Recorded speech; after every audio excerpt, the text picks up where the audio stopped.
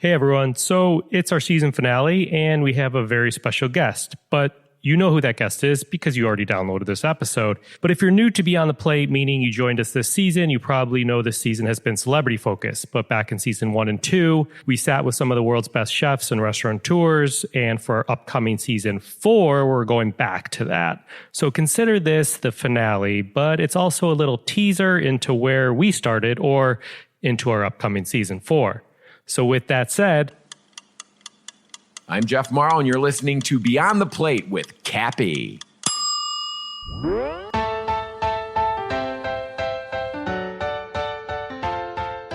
got my first, official real job when I was 15, and I worked at the butcher shop. 2 mustachioed butchers, right? Stack of Playboys in the back, chain smoking walk out. I'm like dating myself. You would think I was raised in the 40s, right?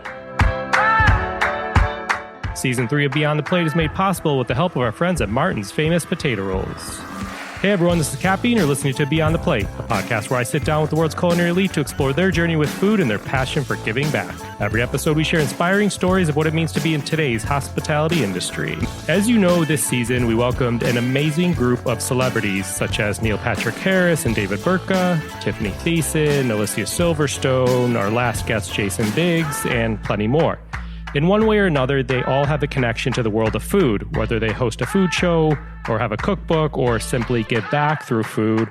We were super excited to have them join us on Beyond the Plate. Season 3 of Beyond the Plate is made possible with the help of our friends at Guinness. Guinness can be part of your celebration, whether you're in the pub or at home. Guinness has been brewing great beer for almost 260 years. Whoa! There's more than just the iconic Guinness Draft Stout. And you may have heard that Guinness Draft is too heavy, people may say, to have with a meal, but that's actually not true. It's only 4.2% alcohol by volume, which I did not know, and it has just 126 calories in a 12-ounce pour. Who knew? Not very far off from your typical light beer. Now, while I enjoy a nice cold Guinness, I also like to use it in the kitchen. Say, jazzing up a homemade barbecue sauce, maybe basting it on some grilled chicken thighs. How about that? But you know what else I love about Guinness? I can't get enough of their Guinness Gives Back program, truly. They recently worked with Jeff Mauro, part of this episode, to raise money for food banks in both Chicago and New York. And around St. Paddy's Day, they donated $1 for every Guinness mustache posted to social media with the hashtag #StashForCharity. So the Guinness Gives Back Fund supports nonprofits that contribute to the common good in our communities. The Guinness Gives Back Fund's a corporate donor-advised fund administered by Fairfield County's Community Foundation. The fund's mission is to support local charitable organizations, which are classified under Section 501c3 of the Internal Revenue Code that are aligned with the corporate focus areas of Diageo North America, Inc. To learn more about Guinness, visit their website, Guinness.com, or check them out on social media at Guinness US. Guinness, we thank you. For this episode, we sat with Mr. Jeff Mauro. Love this dude. Talented, hilarious, the Food Network funny man, in my opinion. I love this guy. He truly makes me crack up every time I see him. So we sat and talked at his home in the Chicagoland area. We talked about his journey into the food world. Pretty neat one. I never knew all of it, and I think you're going to learn something new about this guy's work ethic. Talks about his journey into Food Network Star, a little bit about his Pork and Mindy's restaurant concepts in the Chicago area, how he chooses to give back. I've worked with him on some giving campaigns here in Chicago. Really nice guy, generous with his time when he has time, which is rarely ever. We do not talk about his new podcast called Dad Vice that he has, but he has one, so check it out. But now for the more formal stuff, but it's not really that formal because his bio is like more hilarious, but here's some snippets. He was born in Chicago. His first job was at the local butcher shop where he was paid the handsome wage of $3.62 an hour. After 3 months of sweeping up bloody sawdust and washing fat pans, he decided to make a vertical move and accepted a job at the deli down the street where he was paid $5.12 an hour to make sandwiches. After 3 years hustling and failing in Hollywood, he upped the ante and enrolled in culinary school to refine his cooking skills. He returned to Chicago, where he was a culinary instructor, a new father, a successful private corporate chef, which he talks about, and a local comedic performer. But after 3 unsuccessful audition attempts, he finally landed himself on season 7 of Food Network Star, and he won. He then had an Emmy-nominated show called Sandwich King, and he currently co-hosts the Food Network's Saturday afternoon juggernaut, The Kitchen, now in its 22nd season. Whoa. His favorite color is pastrami, and his favorite smell is meat smoke. I mean, what else? All right, this was a fun one. I'm going to stop here. Please enjoy this conversation as we go beyond the plate with Jeff Mauro. All right, let's do it. Do it. Personal connection. Your sister worked with my wife. It's true. When we moved back to Chicago. And also in this small world of food, we see each other through the wine and food festival circuit. Very true. And you were very gracious to be involved in some charity work that I did with the Academy for Global Citizenship here, which is a school on the southwest side of Chicago, and this event raised millions of dollars, and you were one of the few chefs we had involved, and we thank you for that. Well, you're very welcome. It's always fun to do that event, mainly because, it is, like the best of the best, and I feel lucky just to be a part of it. But, the kids are awesome, and they're talented, and you get your own little personal painting of yourself every year. By a different student, and it's fun to see those every obviously it's a charity event. We don't get paid, but I feel like I do get paid because I do it for the charity, but I also do it for the free painting of myself. That's right. And they're so good. Some are, obviously better than others. You're dealing with different ages of kids too, but I love them. And all the chefs, they say they do it for their heart, but I think they all do. That's how narcissistic we all are deep down. We want a child's painting of ourselves. So for those people who don't have the privilege of knowing you, what 3 words would you use to describe yourself? Funny, I hope. God, this is hard. Why is that harder? I'd say funny, real, and family. All right. I guess that's it. Real meaning I still kind of live where I grew up. Despite traveling most of the time and working out east most of the time and having to get on a plane to make a buck still, I still keep my family closest, and that's what I mean by real. I try to raise my son in a real environment and not take him. I could have moved to New York 9 years ago when all this started happening, if I listened to my peers and agents and stuff like that, and obviously I could probably work more and make more money if I moved to New York. I could be on the Today Show more, and I can be on all these other shows, and I can, on a whim, go, guest judge and Chopped or whatever. But deep down, I think it's, my life is richer just staying here that much more, Yeah. So the 3 words I was going to say were funny, generous, and this is one word, makes a damn good sandwich. Is that one word? Yeah, I spelled it as one word. That's a mouthful. Can you take us on like a brief ride of your culinary journey, like up until Food Network days? Okay. Like, because I know there's like acting in there. Yes, there's a whole, yes. There's like Tony and Tina's wedding. I've done it all, but I always cooked. From my first job, which technically was at the White Hen here in River Forest on Lake Street. Wait, White Hen Pantry? Remember White Hen Pantry? Do I ever? It was like sorting papers with my brother on Sundays. That's when the Sunday papers would be delivered to White Hen, and you'd have to put the sports on top of the Tempo, on top of the front page with the circulars in between. So that was for a couple bucks.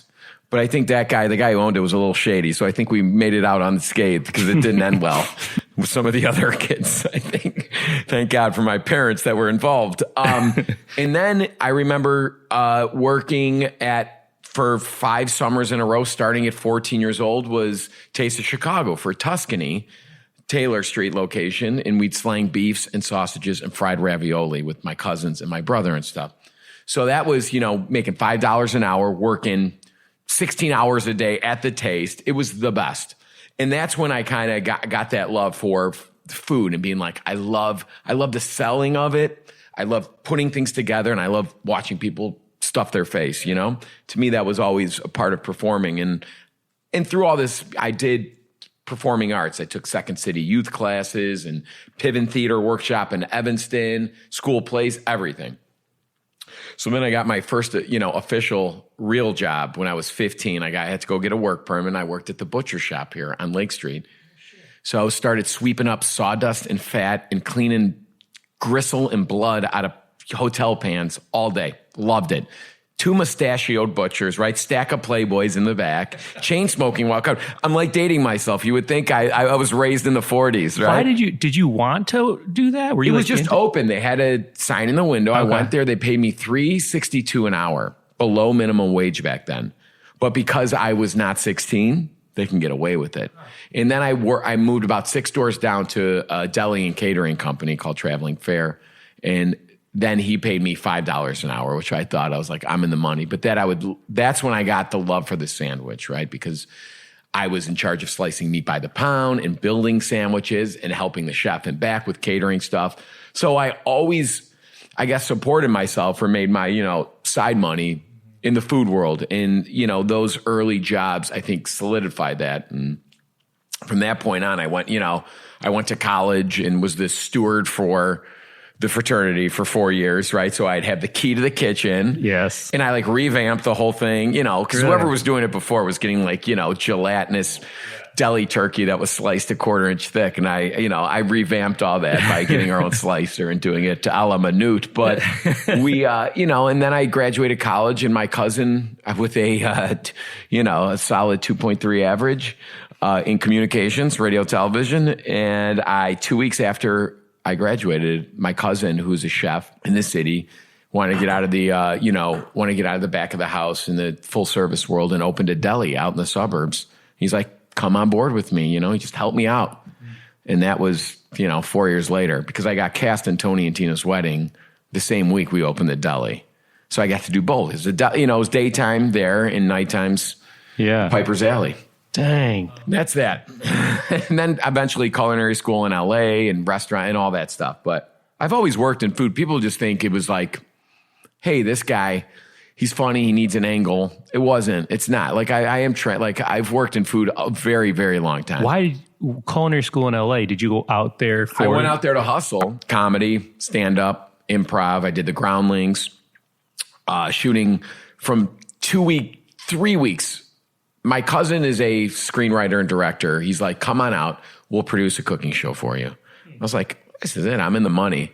And at that point, Sarah, my wife, she's a nurse. She's working, I think probably at Loyola at that time or Rush as a nurse in the hospital. But you can get a job anywhere as a nurse. So sorry, that's my dog barking at 0 out there. So we moved out there because it was easy and, hustling and everything and shooting pilots and trying to shop them around and getting representation, shopping them around still. And it was like after 3 years of that, while performing, while working full time, I rolled out of bed one day. I was like, I got to do something. I need to disrupt my own life because right now, we're married at this point. I'm not I feel like I'm kind of stringing Sarah along. She's the main breadwinner, obviously. And I'm not that I worked full time. Did you work in food in LA or just? No, I never did. Okay. No, I just did. I worked at a production company, answering phones for the president during the day. And then at night I do Groundlings a couple days a week, do stand up, failed miserably, doing open mics in LA. Whereas I succeeded. I was much better in Chicago. I was going to ask about that. Yeah, it wasn't my jam. I didn't do it enough or a lot at all because I was scared shitless. It still scares me to this day. Really? Stand-up is, to me, the hardest thing on the planet. Because I think if you did an open mic in Chicago and position, well, I don't know how this would be brand building, but positioned as this comedian that did jokes about food for the world of food, It's like Jim Gaffigan, how he, I've done it. I did Zanies. I opened for Pat Tomasulo from WGN probably about 1.5 years ago or something.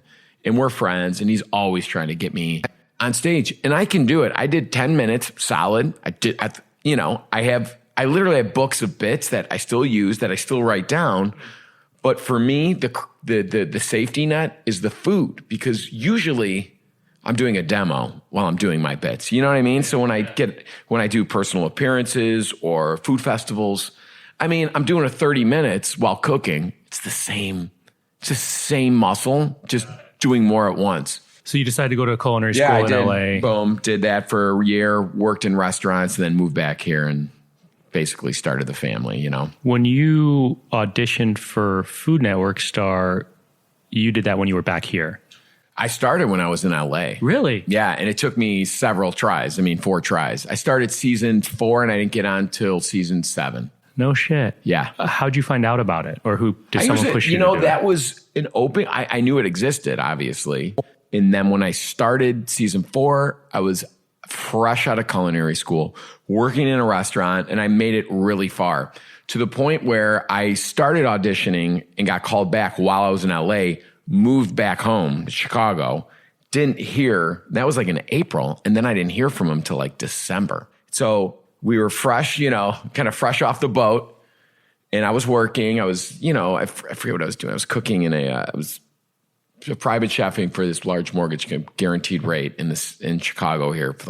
I had my own cafe. It was great hours, good benefits.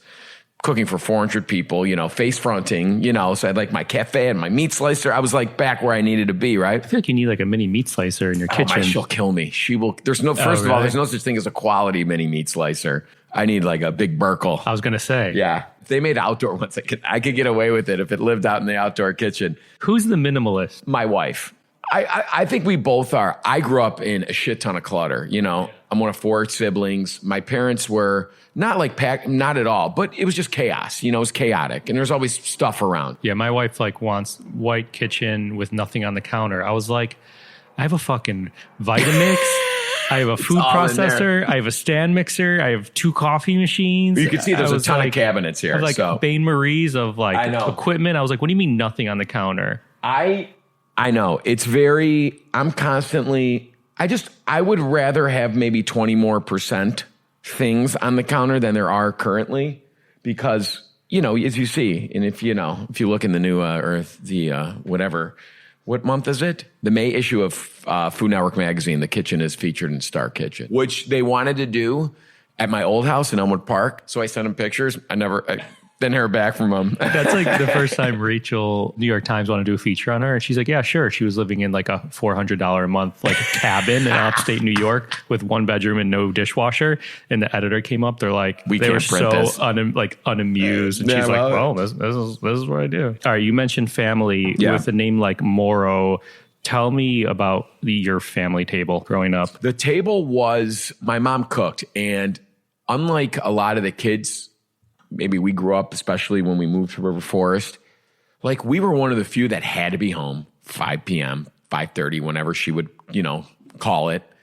And we got our balls busted. We were like, oh my God, guess you got to go home and eat dinner with your family. I was like, aren't you hungry? A, I'm starving. I haven't eaten in 2 hours, right? B, it was where everything happened, right? Of course, food, my mom, that was back in when, we would eat pasta probably 4 days a week. That was before, carb was a 4-letter word, right?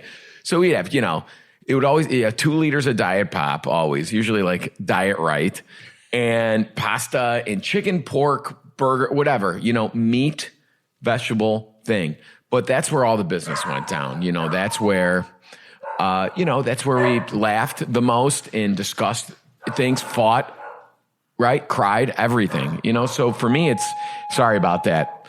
Something's probably the mailman.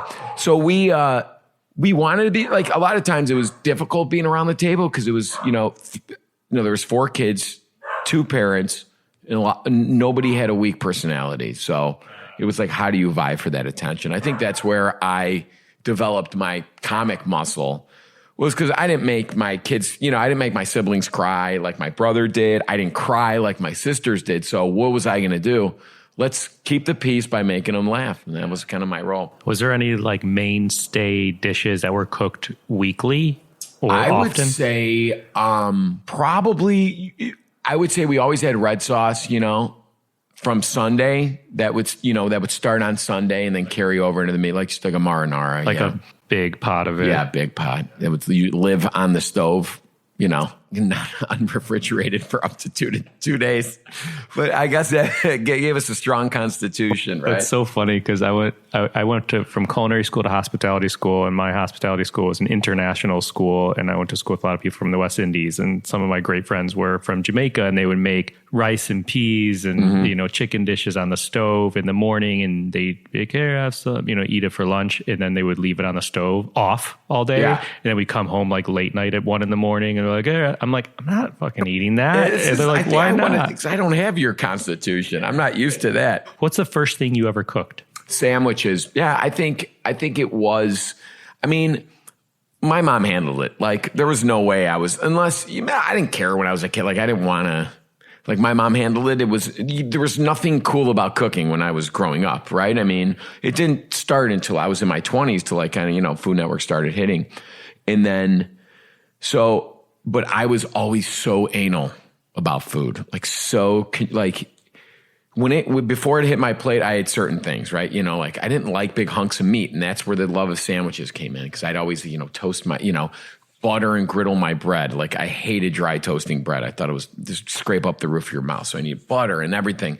So it's probably the bread onto the meat and then thinly slicing stuff. But it was when my mom gave up packing our lunches as kids, because she was over it. Pack your own damn lunches. And we would, I would learn to separate all the ingredients in its own little designated zip lock bag and everything. So I'd build the sandwiches fresh. Really? I was in junior high, whatever. So nerdy, chubby, obviously. And putting turkey on, and I couldn't put the bread in plastic because I detect the plastic taste. So I'd have to foil wrap it. My mom didn't care. And I was probably blowing through like $17 of disposables, right? I was, whatever. Go green, kids. Don't do that. But for me, it was, if I'm going to eat this thing, I want it to be, and that carried throughout my life. It was even like working in offices or whatever in my teens or 20s and stuff. I would do the same thing. I hated like just whole sandwiches sitting there congealing. Yeah. Lettuce, mustard soaking into bread, whatever. Nothing grosses me out more than a pre-packaged sandwich in like anywhere, a bodega, gas station, I call them whatever. kiosk sandwiches. There's I defy no way to you make them good. To find me one. Whoever's out there listening, tweet, whatever. If you could prove to me a kiosk sandwich is good, like if you've got those kiosk sandwiches of all kiosk sandwiches, please prove it to me. Usually it is ungodly wilted lettuce, right? Like just like it's always peeking through. Usually it's on some whole grain sub roll, right? That is like hard and it's so cold, right? And the meat's always lackluster, and the mustard is whatever. And then you see people, who's eating the triangle tuna fish sandwich from a gas station? Can we take a break for a second? Where am I eating on my way home from here? Well, Johnny's is always right there. So if you're going to take North Avenue back down, what are you in the mood for? You want hot or cold? Do you get beef or sausage at Johnny's, or both? I get a combo. You know what I do I've get? never had a combo there. You know what? When they're churning and burning, it's the best, because sometimes their sausage gets overcooked over those coals. But when it's like prime, I love Dunwood Park. our friends are still there. We still hang out there all the time. But when the wind was blowing due northeast, we were 2.5, 3 blocks away. We can smell the charcoal in the air and the sausage. There's nothing that smells like a beef stand, right? It's got that oil. You smell the peppers, right? You smell the beef in the air, and you should smell that char and that's the beauty of Johnny's. And it's frequency there, right? Because they do such volume. That's what makes it the best beef stand, I think, in the city. It's like you're constantly just nothing sitting in the gravy too long and like getting rubbery. I think you do a combo. Combos can get a little cumbersome when they're too saturated. So just, combo, easy juice, sweet and hot. Get it. It's nice enough. Get an Italian ice, small, no cap. Get a Diet Coke. Get some fries and a side of hot dog plain. I love plain hot dogs. Side of hot dog. Oh, always. The Mauro fan, we go anywhere. My dad's like, can I get I thought you were going to say like a side of cheese. No, a side of Polish. That's another Mauro favorite. Can we get a side of Polish, please? Oh, this is amazing. Polish sausages are incredible because essentially it's like a seasoned hot dog. It's like usually 4 times the size of a normal 10-to-1, natural casing. Oh, that was a great digression, if that is a word. Okay, you mentioned family, and I know you're a family man. You travel a lot. How are you balancing family with TV production? Well, I believe in two things, and that's what I've learned 9 years since doing this television, bit, is number one, I push it. And that means I leave comfortably late enough from my home to wherever I need to go, whereas I don't mess with the potential production, but I'm also not like milking my time away from home, So not to say I'm taking red eyes to New York. I mean, that's just ridiculous. And we've gotten into a system where it's like a 3:00 flight's usually better than an 8:30 p.m. flight because I can get settled, have dinner, wake up, So that's that. And on the other end of it, when I'm done shooting, I'm getting the hell out of Dodge. I don't need to spend an extra night somewhere because if I have to schmooze or if I have to kiss some rings or go out with the agents, whatever, I do it enough. I do allocate time for that, but 75% of the time I'm getting on a plane. Sometimes it is that last flight to go home, wake up, and be at home with my family. Second part is like when I do work, I'm not clubbing, I'm not like hitting the bars till 2 a.m., which is always an option in our world. I've kind of set a precedence where I don't do that. Again, I'll go out to dinner, schmooze. I'll do whatever I need to do to keep the name out there, right? Yeah. Play the game. But generally, I go back to the hotel, whatever. I eat, I wake up, I work out as much as I can, and shoot. So I'm fresh. So I do my job well or better than anybody because I'm fresh. And then I go home, so that's it. And, obviously like FaceTime has been great and just checking in a lot. But for me, it's like, how can I control and reduce my time away from home? That's really the only way I can. Because I'm still in the position where I generally have to say yes to things. You know what I mean? I can't know stuff, I'm busy, but for me, it's like, you got to keep it going. Are there deals or rules with the wife or your son? Like as far as what? Elaborate. If you're away for these 2 weeks, then we're going to Mexico for this week. You know what? No, as long as I'm like home for the weekend and she, Do you try and be home on weekends? Yeah. Luckily with television production, it doesn't occur that much on the weekends. And then with the restaurants and everything, I mean, we're at 1 million, we're in all these Marianos. So that keeps me very busy here. Whereas before I can kind of come home from a week-long shoot and veg out for 3-4 days, but before maybe I have to get on a plane. But now it's like, it's good. There's stuff to do here. You know what? Idle hands. That's the thing. I do get the rule is usually when I start getting, like, my wife wants me to work, right? Sarah's like, go. You've been home 2 days. You're starting to get crabby and irpy and short with Lorenzo. I'm not perfect, but, low-hanging fruit. It's usually your wife and kid and dogs, right? Yeah. So if I'm busier, I'm usually a little more even-keeled. Do you enjoy going into the restaurants? Yeah, for the most part. It's how usually many? Stressful. So there's the Pork and Minnie's location in Bucktown around the corner from my house, but you just mentioned there's a bunch. Yeah, so we have that. We have 2 in the Loop in food halls. We're in, 4 and 55 in Well Street Market. So those are, obviously more lunchtime spots, and those are fun to go to because it's like, it's always, you do the same amount of tickets in an hour and a half than you do at the brick and mortars, right? And we're building one on North Avenue in between Johnny's and Alpine. So that should start construction. I've never been to Alpine. In 9 days. Alpine's great. You told me about Alpine a while ago. It's good. You should. You know what? Maybe it's a little lighter than a combo. I love it. It's just like a Italian deli. Yeah, good bread. Okay. They use Toronto. They used to use Ganella, but it's good. So then we have we're in a lot of food halls. One in Lisle in a corporate food hall. We're in Denver, Minneapolis.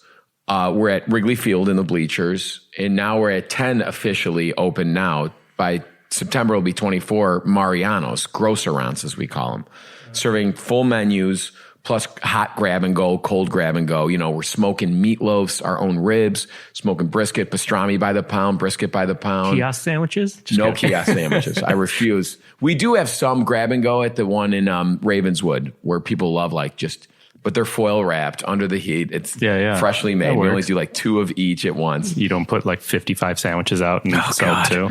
Yeah. So sad. I'm curious personally and for the listener, Pork and Mindy's, the name, versus like Jeff's sandwich shop. Yeah. Because the idea came to me through my partner and the CEO of Pork and Mindy's, Kevin, who that was the name of his championship barbecue team that he used to travel with for a decade. It was called Pork and Mindy's. So he always had not only the passion for smoking meat, he's a Harvard business guy, so he's an entrepreneur as well. And this kind of lay dormant in him. And he realized there was a void in the fast casual world for not only barbecue, but slow smoked meats and pork. So what we did is kind of create this, what I liked about that, and not calling it Jeff's, it could live on its own. It's a name that you don't forget, whether you think it's stupid or punny or whatever, or it harkens back to simpler times with, Mork and Mindy's. I probably wasn't I was like the name, I never fought anything in the name, but I wasn't, it's not like the name sold me on it. It was the vision of this empty space and how can I was meeting with restaurant groups in the city and it was awesome, but I didn't want just one off full service restaurant and bar because I think that would just cause, it's just too much, right? My family wants reservations. My dad's at the bar, drink. You know what I mean? I could just visualize all this. I wanted something that fit more my personality. I think that's the fast casual world. Sandwiches, obviously, and something scalable. Yeah. So it's good. It's a pain in the ass. It's the worst. I mean, people think I'm rolling in money. I'm like, it's a restaurant. You don't roll in money ever unless, you're the very few, and hopefully we're going to get there and we're well on our way there. But the first 3 years have been hard. Yeah. It's so much turnover and losses and things. And it's like, why am I doing this? I have to remind myself every morning. And I guess the good part about not having your name on it is that you don't have to read reviews saying, I went to Jeff's sandwich shop and he wasn't there. See? And that's the first, people get mad. Now, Bucktown is good. Like the other one, Bucktown's our flagship, and we're going to revamp it into probably a training ghost kitchen to do Uber Eats and all that stuff out of it because it's a hard location. And with my fan base, we get people going there once, but the parking's so bad and the city traffic is horrendous, especially in that neck of the woods. If you're not used to driving through Wicker Park or Bucktown with the diagonal streets, it can get a little confusing if you're not a city dweller. Yeah. So it's like we get dinged a lot because just the logistics of getting there. Whereas when we open in Elmwood Park, that's going to become our flagship. That's where I think spiritually we should have been in the beginning, because it's just, and we got time. It's like, a million free spots over there. We're going to have a rooftop deck. It's going to be more my, our vision at awesome. This point. It's where you grew up, and you grew up going to, what was in that location? If I saw it on your Instagram. The Apothecary, which was like a little drugstore, right? Used to go there and buy Jolly Ranchers and Garbage Pail Kids because I went to school across the street. And so, that's what we're going to call there's going to be a little sign on the rooftop bar. It's going to be called the Apothecary. Yeah, I dig it. It's like an homage. And instead of at the Bucktown location, great, where there's all these jerseys of me, with my name on it that I got from throwing the first pitch at the Sox or the Cubs or doing the shoot the puck at the Blackhawks game. There it's going to be my St. Vincent school photos. Yeah, I love it. Like stupid articles from the Elm Leaves. Yeah. When my baseball team won the championship, right? My only athletic claim to fame, right? So it's just going to be more personal, but also very accessible for everybody. So we're excited about that. We'll be right back with Jeff after this word from our delicious presenting sponsor. Martin's Potato Rolls was founded in the heart of Pennsylvania Dutch country in 1955. Martin's Potato Rolls are the #1 branded hamburger buns in America, and as I like to say, they can make almost any burger taste better. I recently found out from Chef Lee Wolin of Somerset Restaurant in Chicago, who also oversees the menu of Devereaux, the rooftop bar at the Viceroy Hotel Chicago, that he's got a burger on the menu with the Martin's rolls, so I'm on it and I will have to report back. Moving on, here is what I love about Martin's. Their mission encompasses more than just baking great bread and buns and rolls. They believe in giving back to the community and beyond. Through volunteering time and donating resources, they support hundreds of charitable organizations, such as food banks, after-school programs, disaster relief, and others that provide sustenance and comfort to people in need both close to their baking facilities and abroad. So to learn more about Martin's, please visit their website at potatorolls.com or follow them on the delicious world of social media at Potato Rolls. Martin's, we thank you.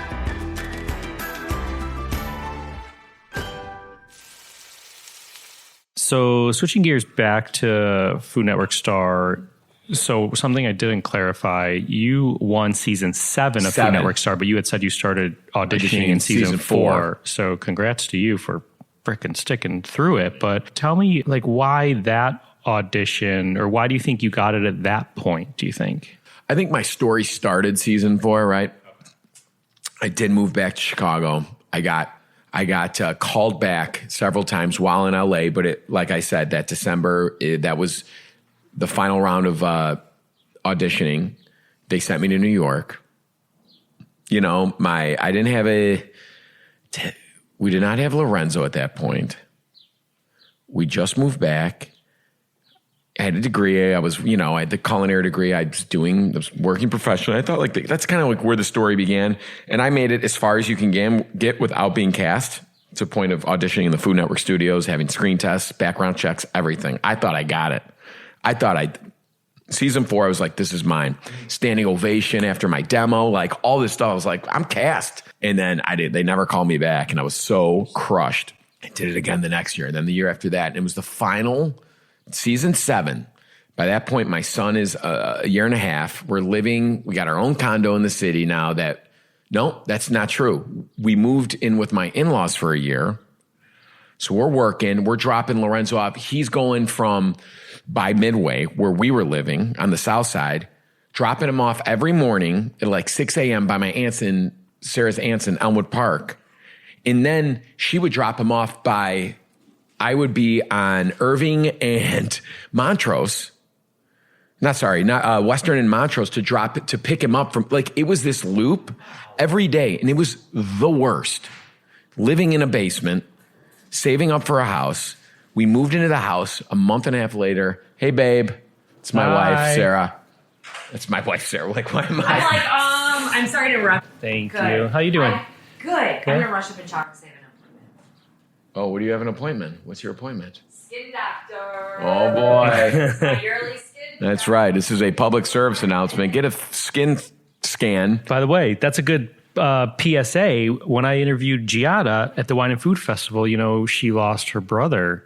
Through melanoma, right? Yeah. And so when I finished interviewing her, I went home it was in Miami. I went back home to Chicago and I got a full body skin test. You got to do it. Like her dad had melanoma and it was, it was not good, but he's fine now. But she's very, very diligent about it, almost to the point where I should probably schedule my next year. I saw a couple on your lower back earlier when you were bending over.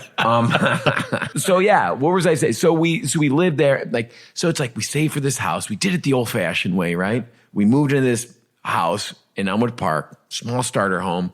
We had our son. I was like, I'm going to do it one more time. I'm going to send in a video. Was your wife like, really? She's like, I already told her, I go, this is the last time. I go, I swear to God, this is it. I'm happy. I'm going to eventually open my own sandwich shop. I had people at Garrett, where I was private chefing, had a ton of money. They wanted to invest in something. I was ready. I was fine. I was performing at nights, doing stuff like that, scratching each itch, right? She goes, I'm just letting you know. I have a good feeling about this. If you put in this video, and she's very skeptical.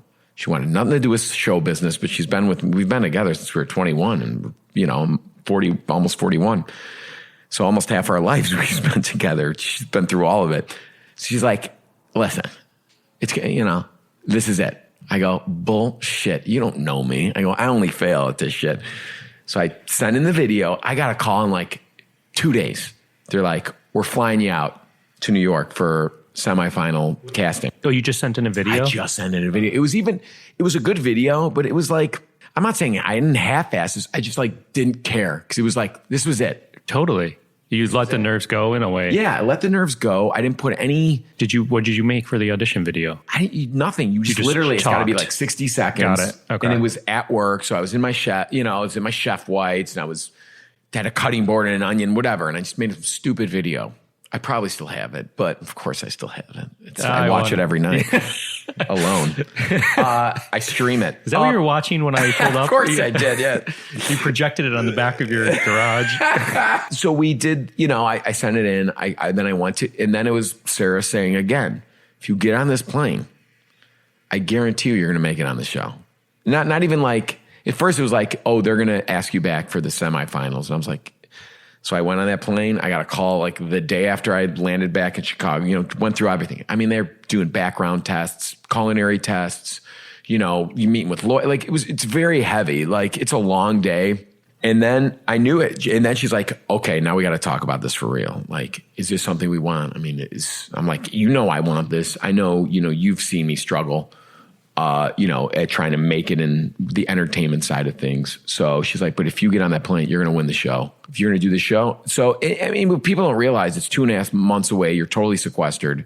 There's no phones or music or books or TV or any distraction. It was the worst, man. I still have nightmares about it, but it was a means to an end and it was a job audition. And I'm glad I won it because there were moments during that show where I was like, fuck, I just want to go home, man. I miss my kid. I can't even visualize how my kid moves through space or sounds. Like you block it all out. You're in a house with a bunch of yahoos. I mean, people who would sign up to do a reality show competition, right? Yeah.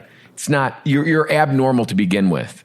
Is there a moment when you started shooting, was there a moment you're like, I'm out? Dude, it was like day one. It was the first morning after like the longest day possible. That was like literally waking up, doing the walkthrough when you meet the rest of the cast outside, the Man's Chinese Theater in LA, this Hollywood moment. And everybody I met was like, a 6'4" model I felt. And I'm like, chubby kid in a double XL, shirt from Burlington Coat Factory where there's more than just coats.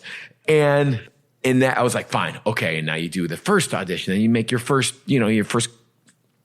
culinary battle, quick fire, whatever. I forget what they call it. Food, Star Kitchen Challenge. I don't know what the hell they called it, but I did fine. But it was that next morning when it was like the full big like elimination competition when they woke us up at like 3:30 in the morning after like 3 hours of sleep, and there was no hot water in any of the bathrooms, and we're like taking these cold showers. I'm like, these motherfuckers, they're trying to break us already, And there are moments like that, and that was back when they really engineered these reality show cooking, these competitions to break you. So you break on camera, and I wasn't going to let it. So is that day forward? And then, 1 week passes, second week, and then you realize I'm like, this is mine to lose.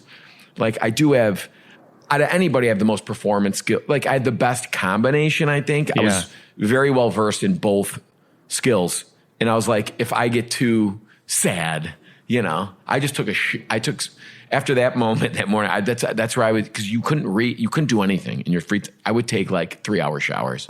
I wasn't doing anything weird in the shower. I don't do that. It's a clean environment. I don't believe in that. There's plenty of time for that. But honestly, you didn't, even if I wanted to, do that, you're not going to because you're depressed in a way. But it was, I would never repeat that or recommend it unless you knew you were going to win, because I'm so glad I won. At what point were you like, I may have this? I'd say about maybe like 4 weeks into it. You're like, this could be mine? I was consistently getting really good reviews on my presentations and food. I knew enough about television, I think, even though I really never made television at that point. But I knew that was like, you don't know how you're going to be edited. Yeah. But I knew they were creating a story with me. Yeah. And like that story was going to have a beginning, middle, and end. And I knew when they were producing the middle of that story that it was my happy ending to kind of make, come and, make a reality. And at the time you were working private chefing for this corporation. What happened? So what happens? You win. Are you just done with that? So I did break the NDA agreement when I told the owner of the company of Guaranteed Rate, who's a very powerful man, young guy, and the guy who kind of was my manager, what I was going to do. I was like, I'm going to go do a show. Give me 3 months off. Keep my job, because if I lose, I'm still sequestered. They still sequester you. And I need a job to come back home. I need that security. We need this income. just moved into a new house. You know what I mean? It was scary to because it's not like I'm getting paid to do Food Network Star.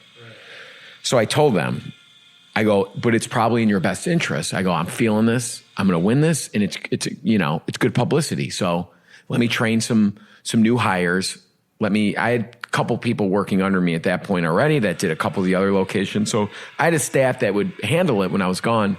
And by the time I got back to work, nobody knew what I was doing except those two. So now picture yourself. I'm in a 380 person. Should I shut that? Is that someone's building a treehouse? You can't, not in this. There's too many lawsuits in this town. So I got back.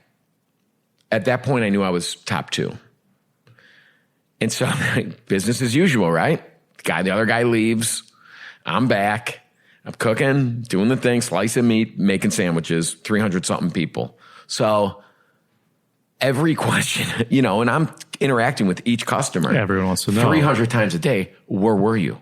Where'd you go? What happened? People thought I went to jail. People thought I went to rehab. Oh, you couldn't even say that you tried out for the show or anything. When I came back, no, because there was no press release yet. Then I went back 2 weeks later for the finale, or maybe it was 4 weeks later. So during that 4 weeks, and then I leave for another week. People were like, oh my God, where'd he go?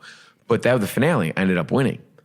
And then a week after I won, so I went back to work again. Same thing, same payment, because contractually you cannot, Erica Slavin, right? Yeah. That was her first month on the job. So it was her first thing, was her and Lauren Muller. Yeah. Now these are two people that work for Food Network PR, and they kind of gave us the good cop, bad cop. And you can probably guess who the bad cop was out of that.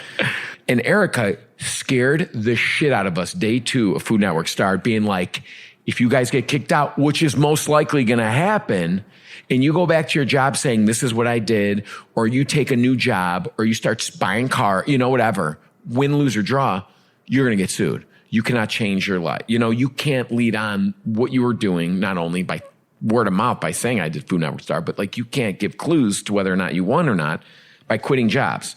So it was scary. So I was like, oh, yes, So I ended up shooting the whole first season of Sandwich King and going back to work before the press release went out for Food Network Star that I was announcing the cast. So I knew it. So here I am, going through the daily grind, right? Not only knowing, I don't need to be here, but B, I already have a whole season of a show under my belt. And here I am, slicing turkey. Expertly, of course. Perfectly even. Part of me was like, I can't wait, I can't wait to start my new life. So the day it was released, it was everybody was like, oh, I knew it. You know what I mean? And then went on 13 weeks because I could not leave the job until the finale. So that was 13 weeks of the show, 300 times a day. You going home this weekend? You going home this weekend? Oh, shit. I didn't even because everybody was obviously pulling. I mean, it was a to-do. I was exhausted. The lies were exhausting. The amount of time, side conversations, people are like, he for sure didn't win because he's still working here. Exactly. That's why they don't want you to leave. Oh, isn't that funny? God, I love you, Erica Slavin. She came in, man. She came in hot too. She was, and it worked. So whatever she did worked, because I mean, I feel like I should know this, but I've thought about most of these steps, but not like that. So now you have a new responsibility because you won this massive show and your life changes a little bit. Does pretty, it was gradual because the journey was so orchestrated in a way by me, and I never lost. I mean, you get frustrated and you give up here and there, but I always had my eye on the prize. So people are like, what was that overnight change like? I go, it was really long. It's 14 years in the making of, moving across country, taking risks, enrolling in culinary school in my mid-20s, just doing a whole bunch of weird shit and dragging my wife through it all. It wasn't so when it happened, it was so tasty. When the show aired and we did the live viewing of the finale at Festa Italiana on Taylor Street, which is, my family's neighborhood. And this was my dad's office is still on Taylor Street. And the organizers, a keg of Peroni and, the mustacholi and a whole tent for us. It was awesome. And they announced it live on stage. It was great. From that moment, it was an overnight change because the secret was out. I can officially, and then I was on a plane. the next day doing press and Today Show and Good Morning America. And that's when it got real, and that's when it did change overnight. I was like, oh God, because that's when I did officially leave my previous job that Friday before the Sunday finale. And, and then haven't stopped since, it's like constant travel, right? And hustling even harder, trying to keep it going. Yeah. Then getting it is almost harder. Yeah. I'm just thinking about the first time I ever met Rachel Ray was in like 2003 or 4. And I met her like in the green room at the South Beach Wine and Food Festival. And I was like, how you doing? She's like, just riding this wave. Yeah. That's what she said to you. So cool. Well, she's the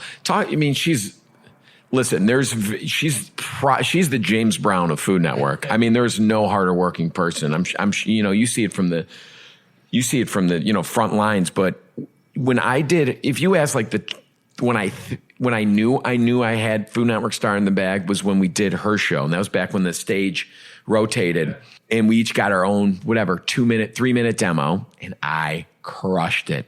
And she knew it. And she said this much and I was like, if I can crush a live studio audience with a demo, with an interview with her and do my job, I was like, I got this. I was at the studio at that time. I was a producer on the show at that point. Yeah. But you don't remember that. No, I remember because I started I would do the advanced production work when the crew was coming in to film.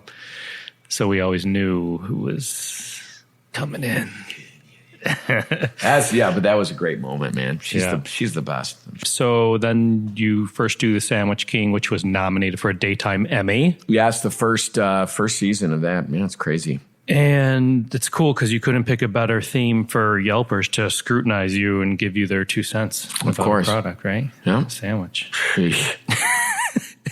Love me some Yelp. Do you look at or listen to, like when it comes to your restaurant or anything, do you listen to reviews? We listen. If I get... You ever change anything? All the time. Really? I am so quick to respond and change everything and take that. Please don't do it to me. I've learned throughout the last, 3, having Pork and Mindy's open, you learn to, have a different protocol for negative reviews, right? Because not all of them are credible or whatever, but I do read them and it sucks. I'd rather have people tell me I'm not funny or, obnoxious on the kitchen or loud and whatever than have a bad food experience at one of the restaurants. I was like, I can handle it. I hate it. Yeah, but it's part of it. Nobody gets by unscathed, My wife reviews my dinner cooking all the time. Yes. We sit down and she's how many stars you have right now? This isn't your best dish. I'm like, what the fuck's the matter with it? It's 2.5 stars. Like, you're the one who wanted pasta. I made you a pasta dish. How dare you? Eat it. So you mentioned The Kitchen, which is a super fun show. Mm-hmm. What do you love about that show? Do you love having multiple hosts, if you will? Or are you surprised or do you enjoy sharing the kitchen with other people? I love it. I think it's obviously I want to host my own show again and it's happening. So that's just a little teaser, but it's happening. Hey-o. Prime time. You obviously as a talent, you want to host your own, you want to have your own vehicle on prime time. So that's that's the goal. But I don't ever want to stop doing The Kitchen. I think we are better than ever.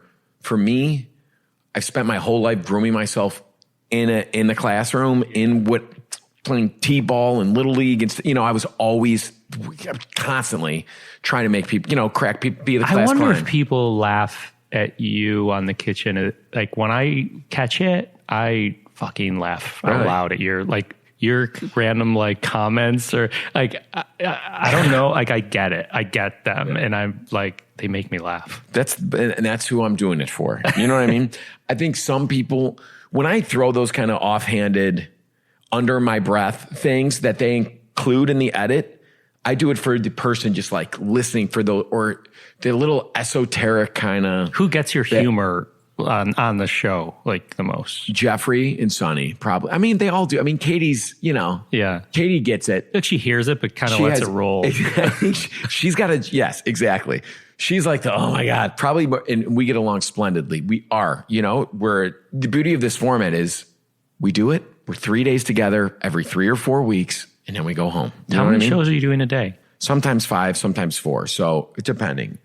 So we get to like bounce and recharge. Whereas I think a lot, if this was like a daily show, I'm sure our patience would run a little thin, but we laugh. We, I'm doing it for them. Like I'm trying to crack up Jeffrey because if you ever come to see a taping, it is like, especially like if it's the third day of filming and it's the last show and 3 acts left, we're a little loosey-goosey and we just can't stop breaking. And it is so much goddamn fun for me. And of course, and then I could feel like, half the crew is rolling their eyes. The other ones are cracking up as well. Usually the camera operators. So, I mean, who am I doing it for? I'm doing it to make Jeffrey laugh and Sonny laugh, make my castmates laugh, trying to make the crew laugh because they sit and live through all this. And most of the camera operators, I mean, they're not like young bucks, man. They're like 58 years old, has worked on so many different shows and so many different world-class talents. Those guys or girls have seen it all. Seen it all. I love interacting with them. So when we did our first pilot, our test pilot, I was like, I think the cameramen should be able to laugh. That was my idea. I go, we need either a live audience here or the crew can chuckle like, what was the comedy? What was his name? Who reviewed? Like, not Tosh. Who was before Tosh? The one guy from Community. Whatever. Like, where it's not a live studio audience, but it's chuckling. You can hear the production chuckle. I was like, we got to have that. I go, I guarantee you I'll be 3 times funnier. You know what I mean? Yeah. And it kind of worked. And then from there grew a live studio audience. I mean, it's like 50, 60 people. It's intimate, but it makes it even that better, that much better. So it's like, I get to do it for them all. Like I get to try the cameraman, my co-hosts and the audience and the people at home. So it's like, who am I aiming for? Yeah. I try to do a blanket funny that can make everybody laugh, or like that guy sitting at home, his wife's kind of making him watch it on Saturday morning, he's maybe hungover, maybe just smoked a hitter. Yeah. Like, can I make him laugh with like a somewhat obscure Lebowski reference? And then I get that tweet from that guy immediately and I'm like, boom. And he's like, oh, the money's great, but like that to me is like, yes, that's the best feeling. Like, I think I got away with saying like 8-year-olds, dude, on The Kitchen, which is, aligned with the Jesus and Big Lebowski, which is my favorite movie of all time. And some things I get away with where I cannot believe I get away with it. Ripping a whippet from a... All right. Touching on social impact and giving back, which I kind of highlighted earlier. You semi-recently worked with Guinness to create some recipes that are great any time of year, but this was around St. Patrick's Day specifically. And I know you created quite a few recipes, but you did a spin on a corned beef sandwich and some other items. So what about this Guinness project? You know what? I love Guinness. I mean, it's probably been my favorite partnership I've done because I really do love it.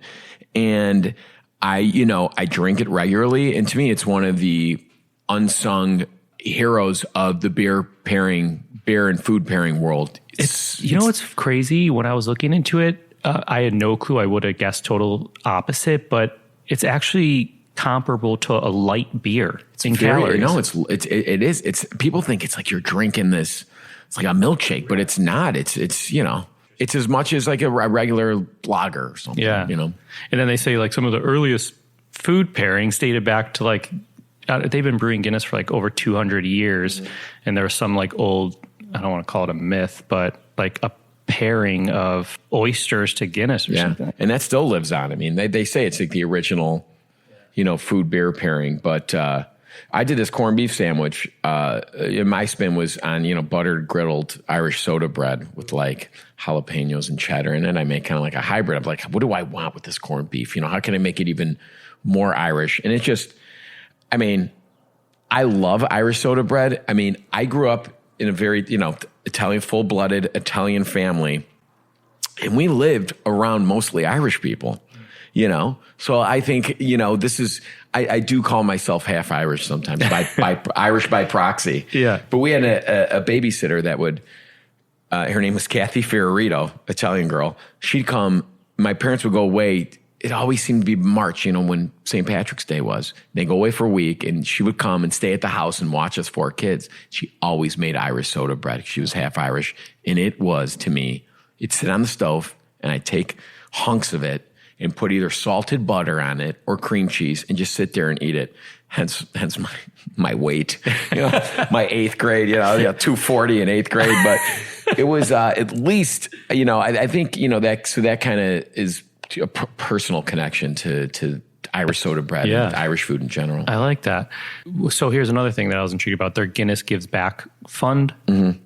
You did Stash for Charity campaign. Yeah. I mean, I know people are like, what do you mean stash what? I mean, like it's short for mustache, right? Yeah. I defy you to take a sip out of a pint of Guinness, properly poured pint of Guinness and not get your Guinness mustache. Yeah. It's like before people were getting milk mustaches, they were getting Guinness mustaches. Every time you post a photo with your Guinness mustache and hashtag stash for charity, Guinness will donate $1. Which is amazing. So they donated $1 around St. Patty's Day time with you, and you guys were raising money for food banks in both Chicago and New York. Yeah, I did the Oak Park River Forest Food Pantry as well as the New York Food Bank.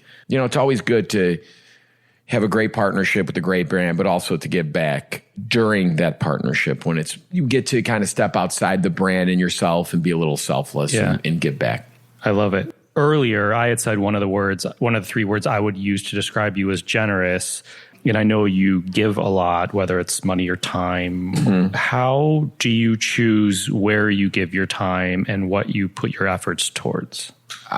It's not easy. I mean, I'd be surprised if a day goes by where there's not an ask for some charitable donation of time or money or product or whatever it is, right? It comes with the territory, and I learned that very early on. And it's very hard to say no. I labor over it because you want to do everything, but you can't. I'll never work or see my family if I said yes to every, silent auction item. Yeah. You know what I mean? Yeah. I get anxious. Every time I see it, I'm like, oh my God, I feel bad for telling this person no. But you have to learn to say no. But you also, it's very important to get behind charities that you're passionate about, that I could see the results. Not instantly, but so I choose, I do stuff with St. Jude. I do stuff with the food banks. I do stuff with Oak Park River Forest Food Pantry, which is, kind of more of a grassrootsy, food pantry. I have a random question. I'm sorry to cut you off. No, but please. I'm cutting you off. Do it. It's your job. Oak Park River Forest Food Pantry. So you're from that area. Did you know that existed when you were growing up? Hell no. No.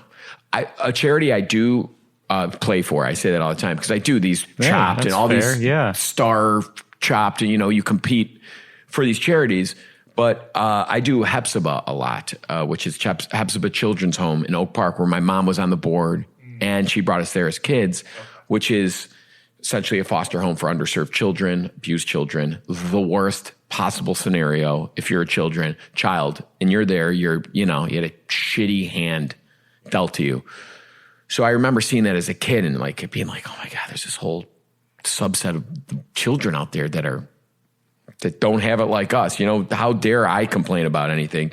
So I knew, that very, very early on in my TV career, that was, I knew about it as a kid. My mom had a strong connection to it. We volunteered there as children. So I kept it going, and it's still there, and it's still benefits from whatever I could throw it. Do you do stuff with your son? We've done some stuff like drop off food and, to the kids. And so he sees some of it. I got to be way better.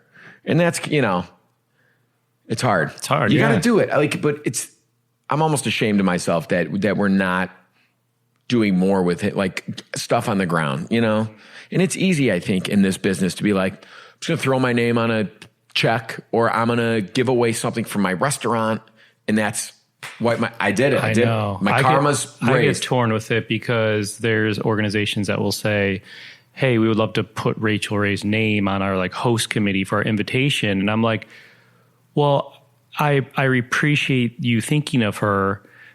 It's hard because on one hand, I know her name may help them sell tickets to their fundraiser. But on the other hand, I feel guilty letting them use her name if she's not actually doing something for them. Yeah.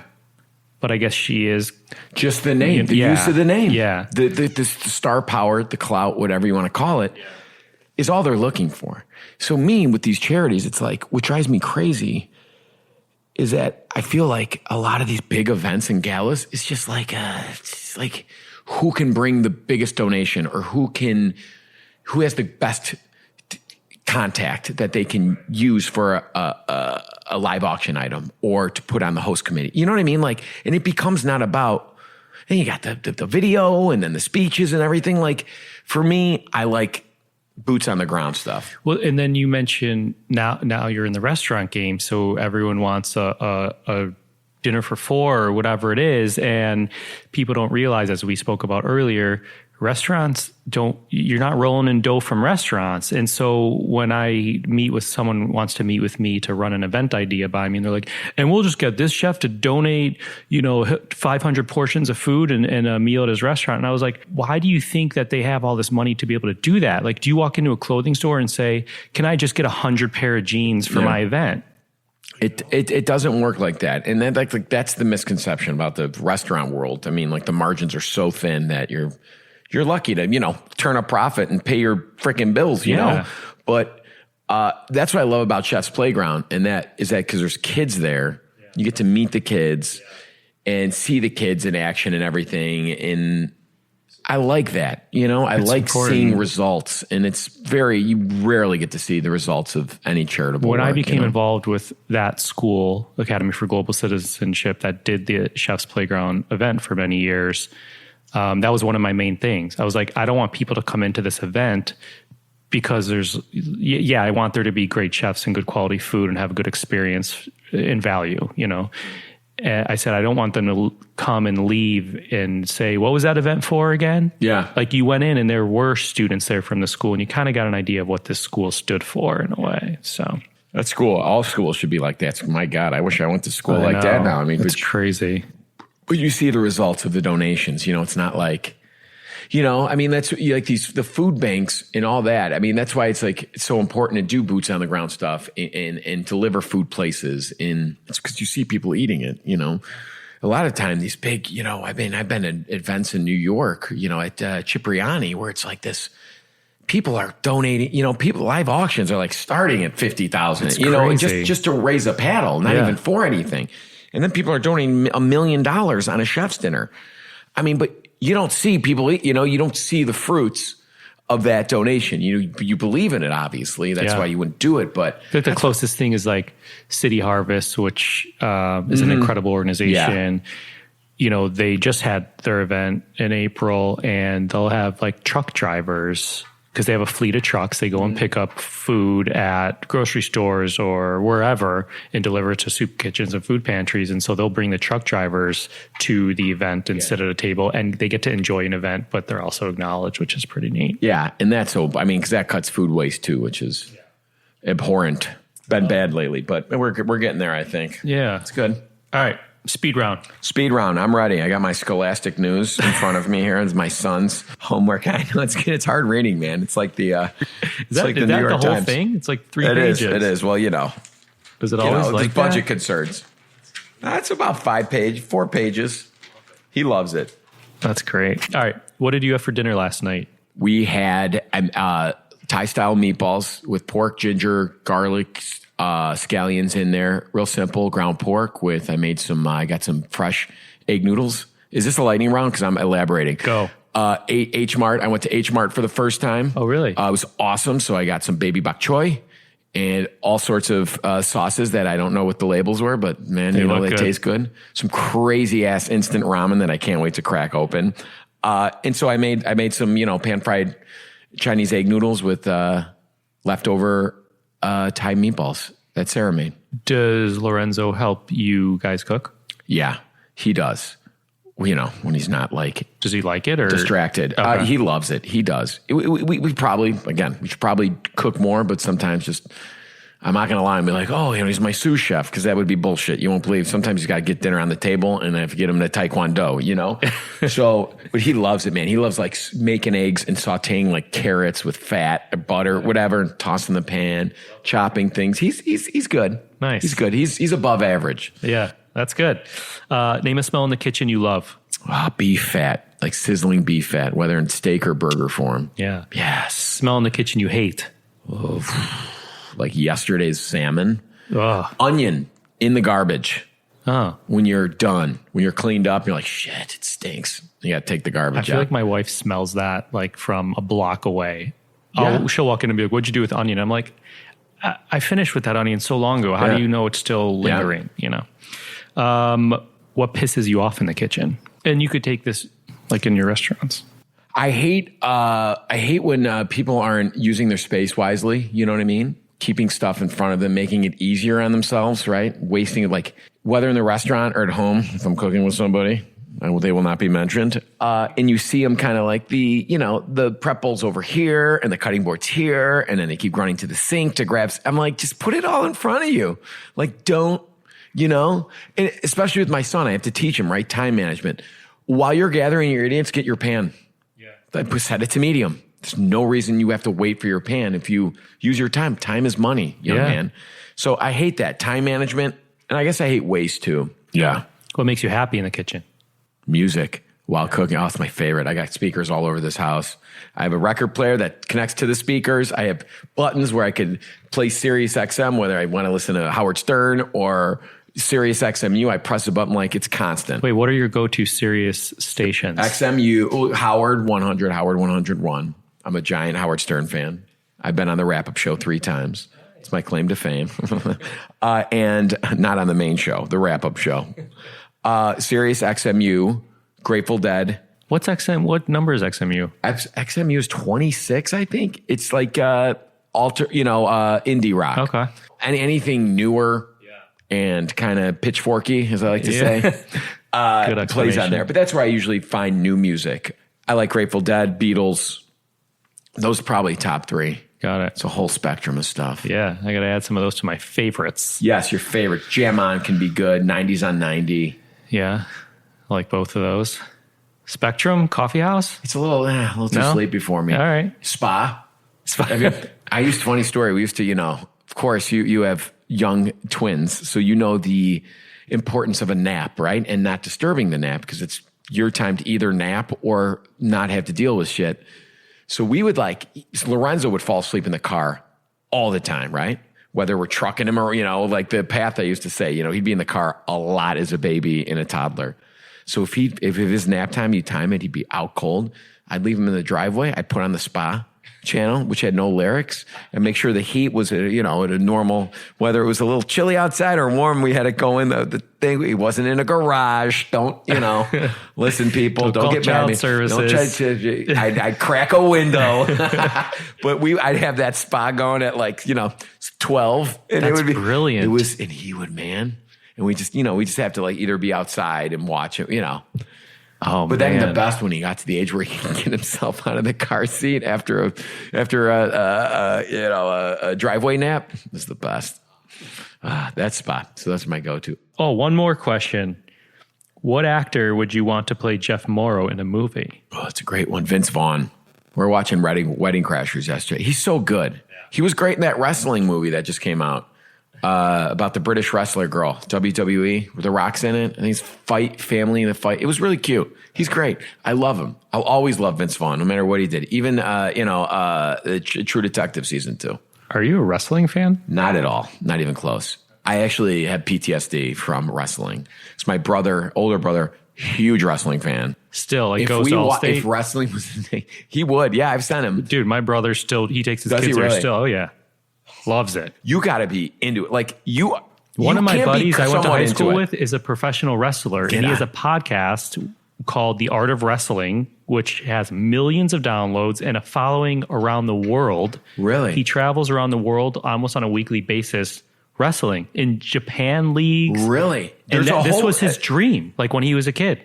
And he went to Western Michigan, I believe, or a school in Michigan, played football for a year or two, and wound up going to wrestling college. Get the hell out of here. People love, you're not like a casual wrestling fan. You are either not in your radar.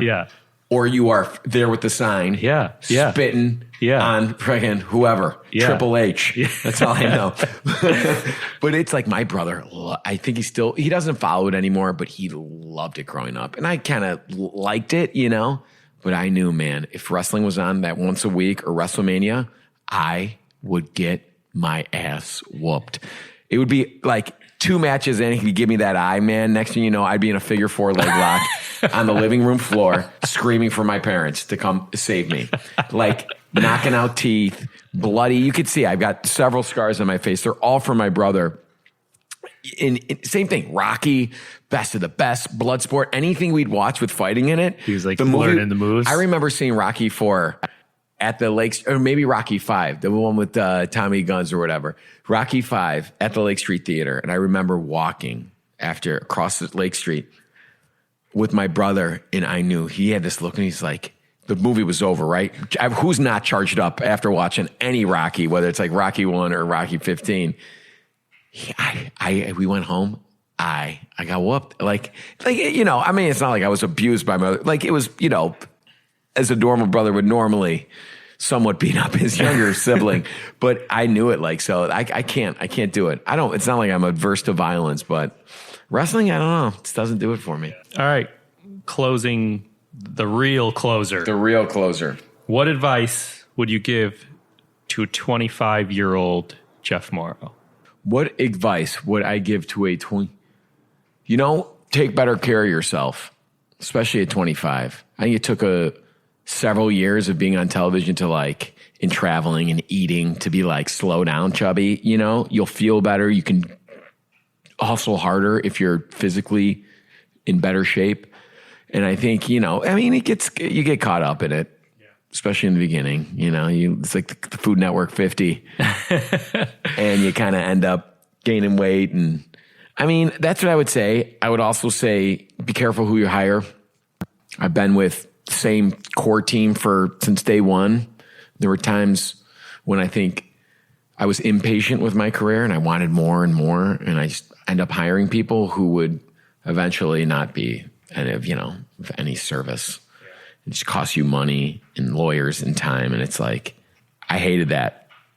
I hated being, you know, I don't know. I hate wasting money. It's hard. Yeah. A dollar's hard to still make in this business, you know? Yeah. And I want it all. Yeah. I don't want to give any of it away. Awesome. Well, thanks, man. I appreciate you taking the time to chat, and keep being funny because you make me laugh. And I'm excited to see that the next chapter of TV world, restaurant world, personal life.